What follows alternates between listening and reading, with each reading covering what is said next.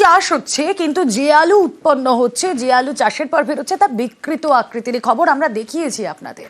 কিন্তু কেন আরামবাগে খারাপ বীজে খারাপ আলু, 200 বিঘা জুড়ে বিকৃত চেহারার আলু, স্থানীয় এক ব্যবসায়ীর থেকে কেনা বীজে এই সমস্যা, এমনটাই দাবি।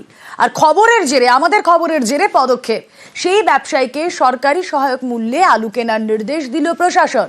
ক্ষতিগ্রস্ত চাষিদের থেকে আলু কেনার সময়সীমাও বেঁধে দেওয়া হয়েছে।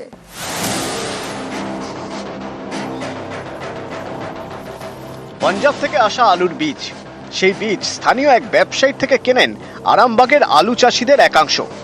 সেই বীজেই আলুর খারাপ ফলন। নিউজ 18 বাংলার খবরের জের, সেই ব্যবসায়ীকে এবার সরকারি সহায়ক মূল্যে ক্ষতিগ্রস্তদের থেকে আলু কেনার নির্দেশ দিল প্রশাসন। এর জন্য সময় দেওয়া হয়েছে 1 সপ্তাহ। যে লোকাল ডিলার যে আছে ওনাকে বলা হয়েছে যে আপনি একবার চাষিদের সঙ্গে বসো, যে চাষিদের আছে ওনার কত ক্ষতি হয়েছে, 1 সপ্তাহ পরে এটা আমরা আবার রিভিউ নেব, কি উনি ওনার কম্পেনসেশন দেবে। এক ঝলক দেখলে মনে হতেই পারে আদা, কিন্তু তা নয়, এটা আলু। কোনোটা আবার দেখতে পুতুলের মতো, বেশিরভাগই টেরা বাঁকা অদ্ভুত সব আকৃতির। 1-2 বিঘা নয়, প্রায় 200 বিঘা জমিতে এমনই বিকৃত আলুর ফলন হয়েছে। এতেই মাথায় হাত পড়ে যায় আরামবাগের মলয়পুর 1 নম্বর পঞ্চায়েত এলাকার আলু চাষিদের।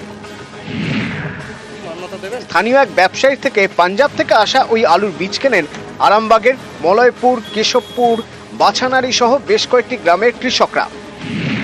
চাষিরা আশা করেছিলেন আলু ঘরে উঠলে 2 পয়সার মুখ দেখবেন, কিন্তু আলু তুলতেই চক্ষু চড়ক গাছ। বিঘার পর বিঘা জমিতে অদ্ভুত আকৃতির সব আলু, তাতেই মাথায় যেন আকাশ ভেঙে পড়ে। রবিবার এ খবর দেখানো হয় নিউজ 18 বাংলায়। তারপর এদিন জমিতে গিয়ে ক্ষতিগ্রস্ত চাষিদের সঙ্গে কথা বলেন জেলা পরিষদের সহসভাধিপতি।